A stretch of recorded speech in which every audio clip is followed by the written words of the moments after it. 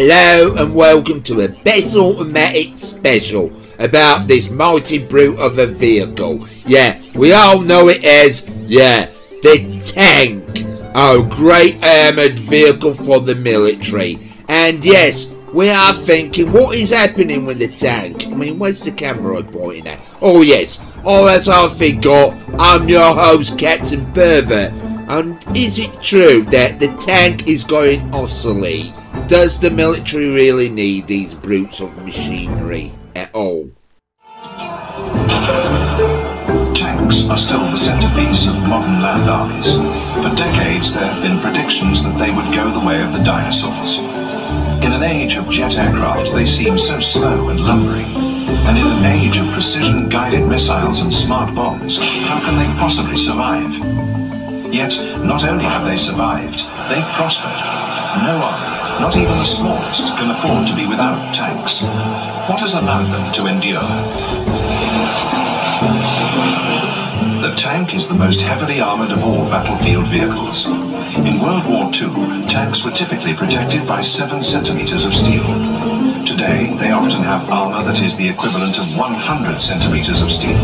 But it's not steel. It's a secret combination of advanced alloys, such as depleted uranium, carefully layered with advanced composite materials and plastics. A good example of the heavily armoured tank is the US Army's M1 Abrams. Yeah, a good old fighting machine. And we all know what we actually do. We associate the tank, especially when we're on GTA 5. And the Rhino tank is one of the first ever tanks what was on. And I think we all used to raid and sort of pillage the army base, sneak into a tank, and we always went around causing bleeding havoc around the army base to have a good butchers around it and have a good nose around it and all that lot. But the Abraham tank is saying it's American made on the game, and we're all thinking, yeah, it is, it's based on that. But when you take close inspection of this vehicle and you start really looking at it, I mean, you start doubting it's actually based on the Abraham tank. I think they've got it a little bit, sassed a little bit wrong there, Rockstar. I think personally myself that I actually think this tank is based on a German tank. Yeah, the Leopard 2 tank. If you're not too sure what I'm on about, here's some images of one. As you can think of the Abram, the USA one. Is it any comparison from that one? Maybe Roxanne tried to combine both of them. But we all know that that vehicle at the time, before we could buy them and all that lot, we used to steal them at the military base, getting a lot of mayhem and all that lot. But most people bought them. They were a nuisance once upon a time. But even you get a great big symbol on your map telling you that someone's driving a tank, that most weapons now on GTA can easily annihilate this vehicle, because it does actually behave like a real tank. I mean, we think about a real tank driving on the road, it would carve the road up, and it would be big and heavy and slow. But the armour of it, you think about Hollywood movies that tanks are indestructible, but technically there's so much light weaponry what can actually take out a tank. You'll be amazed. Few types of armour can stop so powerful a weapon.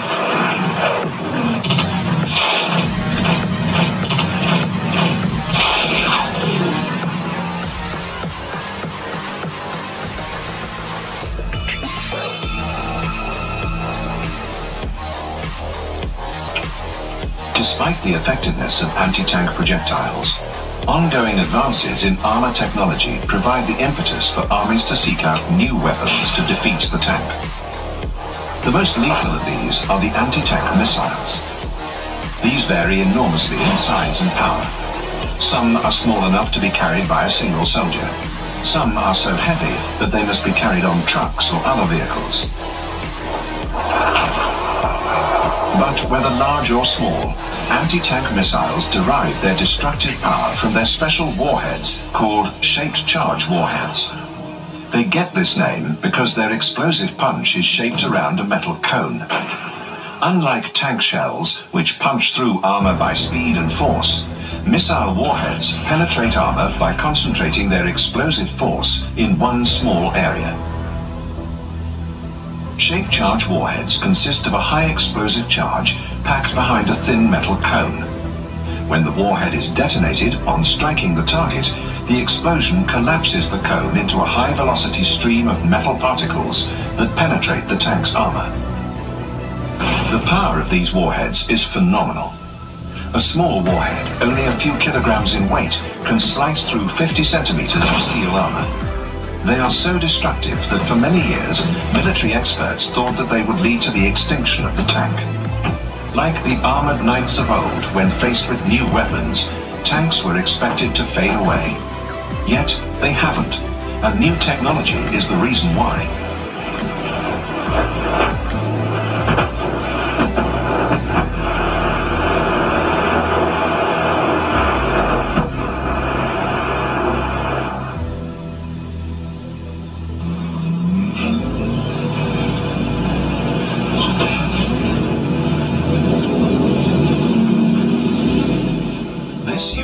So you'd be thinking Rockstar Games could have a much variety of different shape of tanks in different varieties of countries, and they could have picked any type of shapes. Now, if we going so further back in GTA's history, like GTA 1 to, GTA 3, I mean, look at that, it's like a tin can on wheels, isn't it?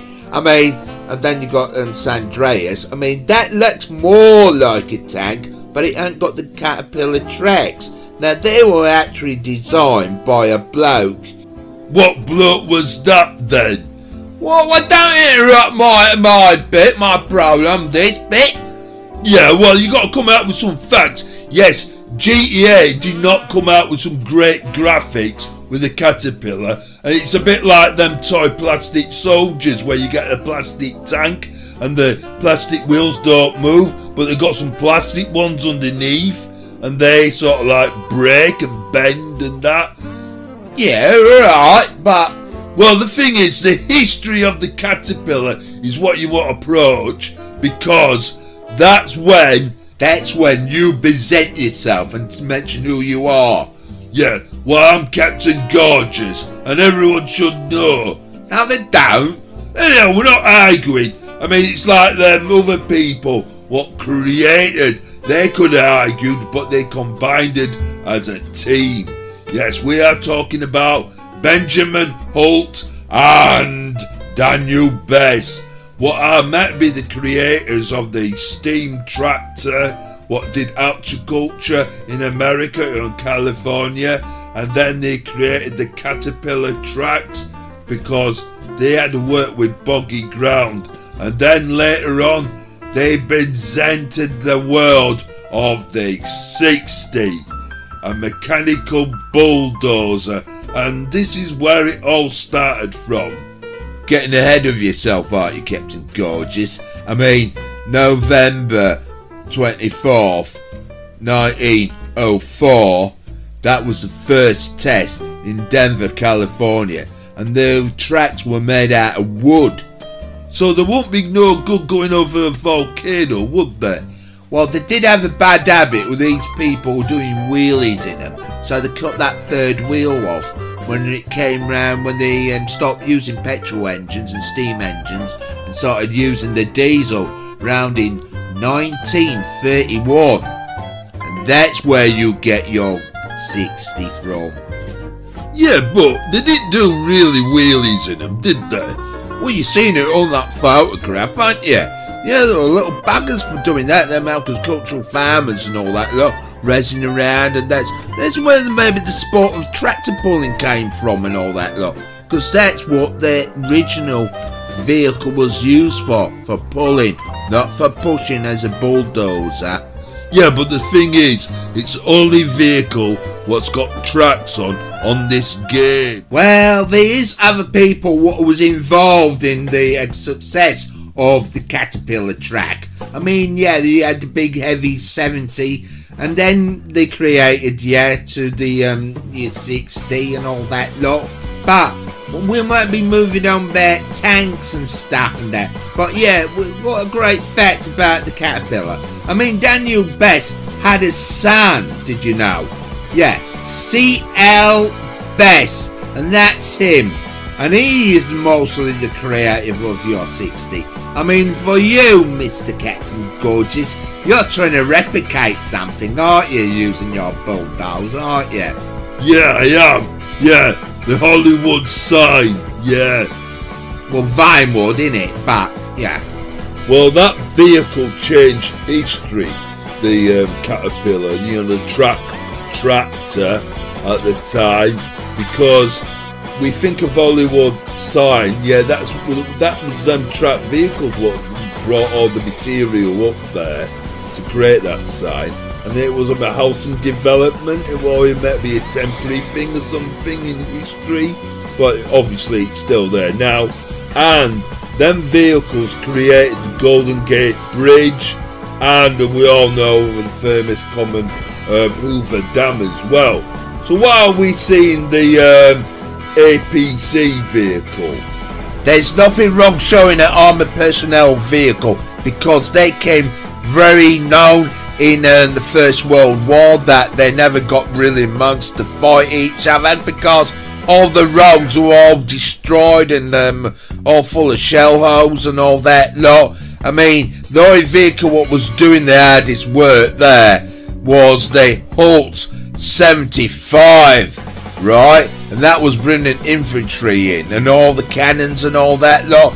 Alright, there might have been medical equipment trying to get through, but yeah, the main purpose was that tractor.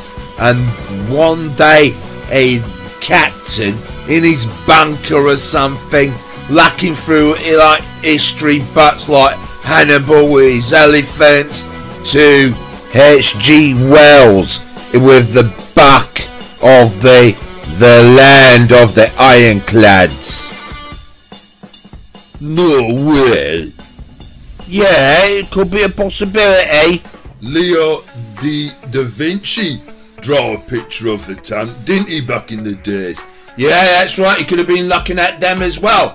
But back to Ernest Swinton, right? He got the idea with all them tractors that why don't they armour them? So he came over to London, spoke to some very important dudes. Most famous one was Winston Churchill, and he had the armoured car division, and they invested in lots of money trying to get the Holt 75, but you can understand what they were all doing, when they went into testing for the tank. Yeah, they might have armoured these tractors, but they were too busy doing wheelies and all that lot. You can tell how much fun they were having there. Look at them, trying to get that back end up and all that lot. They didn't do that, really, Oh, you can see by the pictures. Did that give Britain the inspiration for the Reliant Robin, then? Yeah, well, you can think that, but they wanted to crash bar wire. I mean, it was a good idea. But Winston Churchill, he liked this other idea. What was that? Well, February the 17th, right, the Duke of Westminster and Major Efferson, right, they all loved this idea of a great big giant wheel. Then they couldn't realise how they're going to get it there on the battlefield. It would have caused more damage. So how would they get it there then? Well, I don't bleeding know, but they must have been thinking it was like the APC. I mean, the one in GTA. And we all know what things that can do. I mean, it can travel on water and that. Yeah, but I mean, this is back then. What a great big giant wheel. I think they had ideas, just drawings that they were driving up rivers and all that lot. Why did it float? Oh, I mean, it went out. Oh, wait on, yeah. They did make a prototype out of wood. Yeah, maybe they thought it could float. And this was going in a battlefield Yeah. against artillery. Yes. And it's made out of wood. You're having me on, aren't you? You're pulling my leg. No, I'm not. I mean, Churchill was up for it. He got public funding from the public and all that, look. About £70,000. And that was like, in them days, like £1 million or maybe £1 billion. I mean, all them halfpennies and farthings or whatever they used back then. But they've already got them tractors. Why didn't they put armour on them and then send them over? Yeah, but they got stuck. And Churchill was like invested in the petro wheel vehicle. You what? Yeah, I mean, Lord Fisher, right, he wasn't impressed, but they were like looking at this, yeah, there was a company called Crumpton, what did the petrol wheel, or petrol wheel, it's just a wheel with paddles. I mean, Churchill spent £70,000 on 18 experimental vehicles.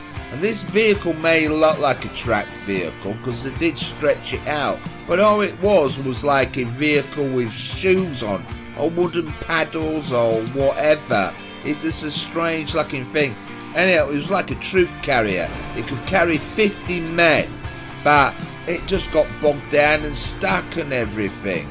What is the obsession with him having wheels then? I mean, this vehicle was 38 foot, right? And it turned like an actual, like a ship on the ocean. I mean, even it's a land ship and that. And then they just disregarded it, you know, in 1917. I mean, the only time it did something, they made some weapon out of it, was made it like a flamethrower platform. But that was it. But they just continue wanting to use wheeled vehicles. And yeah, they might be fun, but no. They finally set their hearts on a proper prototype. Yeah, and they finally did it. 18 months it took them. All that fighting, all them guys dying, and it took them that long. And they already had the answer in their sight. Yes, but they created the prototype called Little Willie. You what? The Little Willie, right? And then they went in mass production with the Big Willie. You what? Or what? They did give it another name, you know, the Mother. You what about my mother? Oh, the tank, right? Oh, the MK1, right?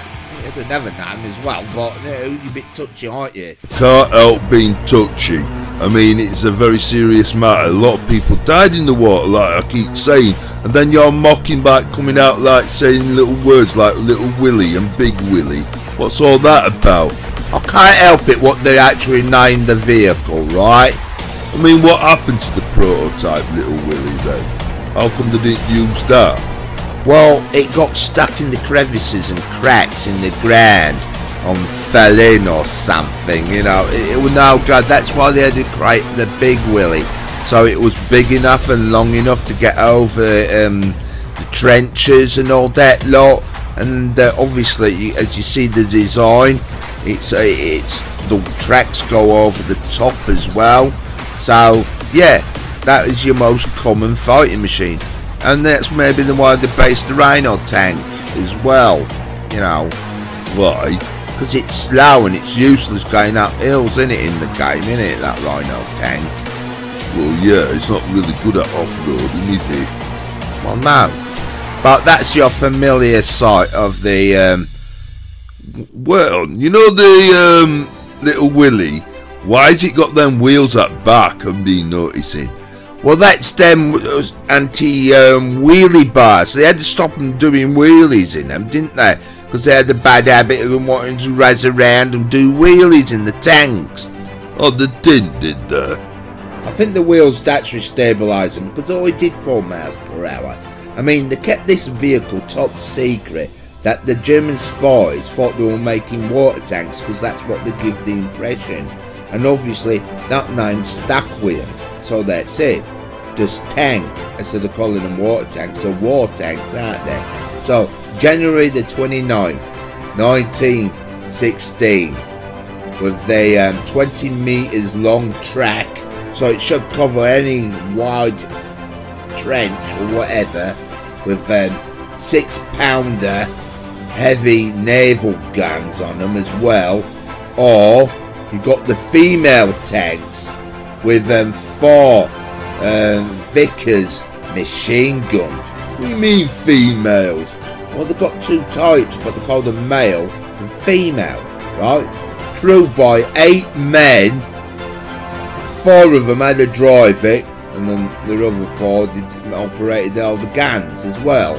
So with British Commander Douglas Hayes had 49 brand new tanks, and he sent 3 of them on the 15th of September at Delville Woods. 3 tanks went into battle, and that's when the first Germans saw these vehicles, and 1 broke down, 1 got stuck, but 1, nicknamed Daredevil, fired a shot, and they actually took the tank out. But that was the first ever battle they actually came into. The infantry took over. Now the rest of the tanks had to invade Colette, Malval and Flers villages. You're struggling with them French words, aren't you? Well, yeah, I'm not French, am I? So they actually bombarded the hell with the artillery, send the tanks in. Only 9 of them got through because all the rest of them broke down and got stuck and all mechanical stuff. Lieutenant Arnold was the first tank to get through, nicknamed Dracula, and that's what placed the order for another 1,000 tanks.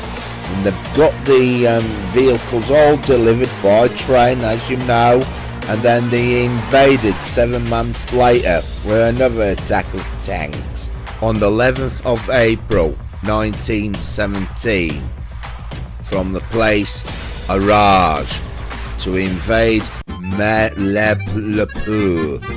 I've got it written down. I don't know, like I said, don't know about French. So they were going to invade with artillery, bombardment, infantry, and they sent 3 tanks ahead because nobody didn't give them the order, or they would just get bored waiting. The attack was around about 5 o'clock in the morning, so the tanks got there without no infantry fire or anything, so it's like they had a head start. And that came the surprise attack, because the Germans weren't expecting it, and they managed to invade the village and drove straight through the middle of the street. That's quite dangerous, isn't it? Well, they did, but they drove through, and they got through alright. I mean, they were taking on armor-piercing bullets as well. I mean, a bullet goes through a tank, and it'll ricochet and rupture a petrol tank, because that's what they were doing. They were actually sat on top of the petrol tanks in them tanks. But the problem is, they got through and realised there's no infantry behind them, so they had turned back round and went back in. Right. And then this is when they found out the Germans from a great height are throwing hand grenades, and it's very flat at the top of the tanks, so they explode, detonate the petrol tanks, and them guys have died a horrific, horrible death. But they took 2 of the tanks out. Now there's 1 tank left. Now Major Jack Harris is the only survivor, because next the artillery opened fire from the British end, and they actually destroyed the tank. What, they were killed by friendly fire? Well, yeah, and lucky enough, Major Jack Harris is the only survivor what told the tale. But they learnt something by that. A sneak attack. I mean, yes, they delayed the order around the 7 o'clock, but they didn't tell the tank crew, and it proves they might go 4 miles per hour, but they soon caught up in 2 hours. So the next time they were going to attack was no artillery fire to give out the Germans what they're up to. That's interesting. Well, they made a new tank after that. The Mark 40 had more thicker armour and that, and they had 500 of them made. Right, and they thought, let's go and invade the Hindenburg line to catch the city of Cambrai. And it was November the 20th, 1917, where they came out with that British motto from the tank corps: through the mud and the blood and to the green fields beyond. And that's where the Germans might have got the fear of the tank, definitely, because most of them hadn't seen a motor car, never mind 500 tanks coming at them. So when did this all happen then? April the 24th of 1918, commanded by Major William Watson. And the Germans had countermeasures this time about against the tank. The trenches were about 16 feet long, so the only way they could do it was either skirts or very big large bales of bushwood. What, sticks? Yeah, sticks. But they managed to get over the trenches without problem, scare the hell out of the Germans. But the Germans had another surprise: the 77mm Croft field gun with its kilogram armor-piercing shells waiting, and it just destroyed 179 tanks. But they still had 500 though, didn't they? Well, they managed to take over, but later on, 4 days later, the Germans took over that land later. So did the Germans have any tanks of themselves then? Well, it's a bit like GTA 4, isn't it? There ain't no tanks in GTA 4, is there? Exactly. But they went out and stole their own. That wasn't sporting. Grand Theft Auto tank. Well, they actually got them from Cambrai. They actually caught them. And then they realised they can make their own tanks. I mean, a 30-ton horse-powered 101, gasoline engine it was, and it went over 9 miles per hour. I mean, it was by 15mm of steel and armed with a 57mm gun and machine guns, the 7.9 MG08 machine guns exact, and some of them had 8 of them. Right. Because they had the female versions. Did these other tanks actually fight each other then? Well, when the Germans invaded Villa Britain Cashier, or Kashi, right, on April the 28th, 1918, they encountered the British Army with 3 tanks, 1 male and 2 females, and the tanks, German ones, took out the female tanks out, but they retreated, and but there were no point in always shooting machine guns, leaving 1 tank to take all 3 tanks on. They managed to take 1 tank out, but later on the Germans went back and reclaimed it, and then they drove it back and they found that it had problems with oil leaks and all that lot. So is that the first counter of attack of the tanks they did? It's like GTA, they got another tank in it. What could have the competition from the Rhino tank? Yeah, but that is a prototype tank, isn't it? It's meant to be a stealth tank, isn't it? It's like the Controli tank, isn't it? I mean, the Polish invented that, the PLO01 something, innit?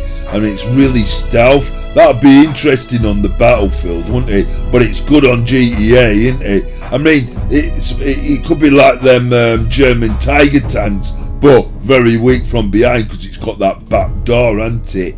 That is not right? That is a myth, right, about them being weak from behind. You've been watching that 1970s movie, haven't you?